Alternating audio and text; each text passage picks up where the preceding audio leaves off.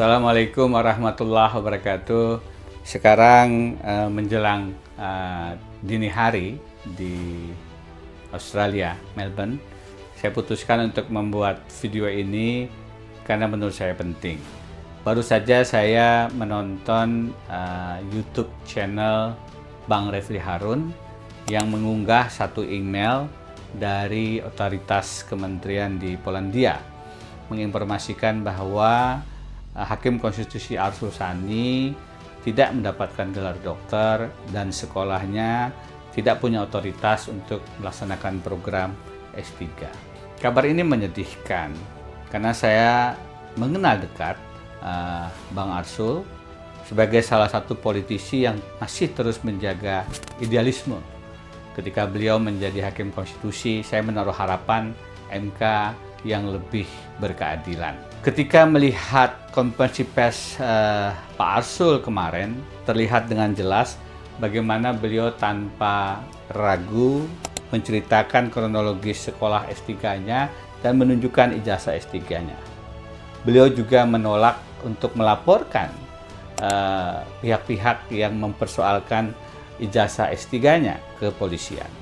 Berbeda bagai langit dan bumi dengan Pak Jokowi yang justru sampai sekarang tidak kunjung menunjukkan ijazah asli S1-nya. Beliau justru membawa persoalan ke ranah hukum pidana, menyebabkan Ros Surya dan kawan-kawan menjadi tersangka. Kita juga melihat kemarin di Komisi Informasi bagaimana data tentang ijazah Pak Jokowi masih juga misterius.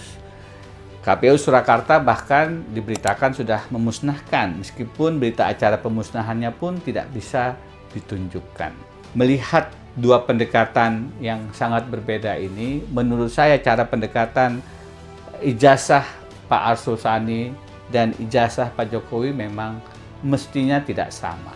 Saya berpandangan, melihat rekam jejak Pak Arsul Sani, beliau justru boleh jadi menjadi korban dari, kalau betul sekolah di Polandia itu tidak punya otoritas untuk memberikan gelar doktoral. Kenapa demikian? Karena kalau memang ingin memberi gelar, kenapa harus menunggu berbelas tahun? Kita melihat beberapa tokoh yang diduga membeli gelar doktoral atau profesor, itu cukup dengan 1, 2, 3 tahun saja. Pak Arsul juga melaksanakan wawancara yang tidak main-main, berbicara dengan tokoh-tokoh anti korupsi, tokoh-tokoh HAM, karena memang disertasinya terkait dengan terorisme. Apalagi beberapa putusan MK terakhir terkait dengan melarang anggota Polri duduk di jabatan sipil tanpa mengundurkan diri, atau putusan tentang hak atas tanah di IKN yang tidak boleh beratus tahun, pasti menimbulkan ketidaknyamanan di berbagai pihak atau kalangan. Saya menduga ada serangan balik ke Mahkamah Konstitusi, ke hakim-hakim yang dianggap tidak sejalan dengan agenda politik dan agenda bisnis pihak-pihak tertentu. Tentu saya berpandangan agenda politik tidak ada pada Bang Refli Harun ataupun Henry Kwok. Keduanya adalah tokoh yang sangat mencintai Mahkamah Konstitusi dan ingin melihat MK yang tetap punya martabat, punya kredibilitas, sehingga kemudian juga mencari informasi tentang ijazah S3 Pak Arsul Sani. Yang punya agenda politik, yang menunggangi isu ini adalah orang-orang yang ingin mengocok ulang komposisi Hakim Konstitusi agar tidak lagi sejalan dengan semangat anti korupsi dan demokrasi. Kita tahu sebentar lagi akan ada pergantian Hakim Konstitusi Arief Hidayat yang menjelang pensiun, dan tentu saja pergantian-pergantian ini membuka ruang komposisi hakim yang 9 orang berubah, dan karena itu jika Pak Arsul juga bisa diganti, komposisinya makin menguatkan kepentingan-kepentingan status quo yang tidak jarang koruptif dan destruktif. Saya menduga Pak Arsul tidak nyaman dengan kondisi ini.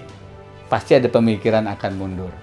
Saya harap beliau akan mempertimbangkan dengan sangat matang apa dampaknya dan bagaimana MK ke depan, bukan hanya bagi Pak Arsul secara pribadi. Lebih bijak kalau kita menyikapi kasus Pak Arsul ini dengan menyerahkannya ke MK-MK, Majelis Kehormatan Mahkamah Konstitusi, yang saya yakin bisa dengan bijak memilah dan memilih apakah Pak Arsul adalah orang yang memang punya tipikal membeli ijazah aspal, asli tapi palsu, yang saya yakini tidak, atau justru beliau adalah korban dari jika benar sekolahnya punya masalah akreditasi. Dari Melbourne, saya Denny Indrayana. Assalamualaikum warahmatullahi wabarakatuh.